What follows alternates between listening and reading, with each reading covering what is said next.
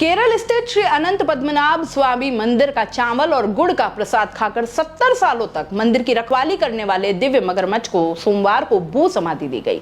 इस दिव्य मगरमच्छ की रविवार रात्रि मंदिर के तालाब में मृत्यु हो गई। इंडियन एक्सप्रेस में प्रकाशित एक रिपोर्ट के मुताबिक उसकी मौत का कारण उसका उम्र दराज होना ही माना गया है। यह सब खुलासा उसकी पोस्टमार्टम रिपोर्ट में किया गया है। एक प्राणी में इस तरह का दुर्लभ भाव बिरला ही देखने को मिलता है।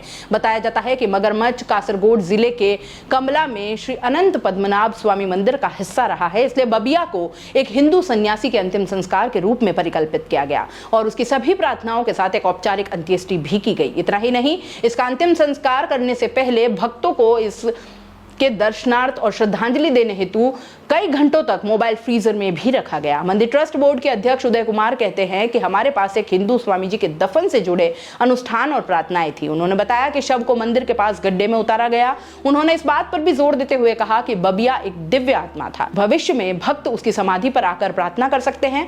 बबिया उस वक्त सुर्खियों में आया था जब उसके शाकाहारी मगरमच्छ होने का पता चला था।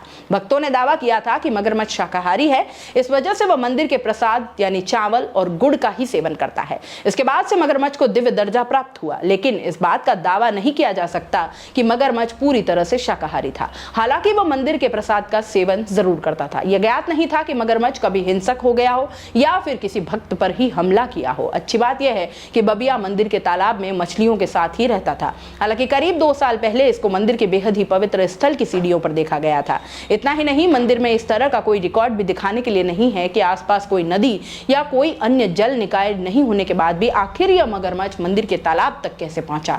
माना जाता है कि 1945 में एक ब्रिटिश सैनिक ने इस पवित्र स्थान पर एक मगरमच्छ को गोली मार दी थी और कुछ ही दिनों में एक और यहां दिखाई दिया। इसलिए बबिया की उम्र करीब 70 दशक मानी जाती थी। मंदिर ट्रस्ट बोर्ड के अध्यक्ष उदय ने बबिया के नाम को लेकर भी बड़ी बात कही है। उनका कहना है कि यहाँ कोई नहीं जानता कि नर मगरमच्छ का नाम कब और क्यों रखा गया था।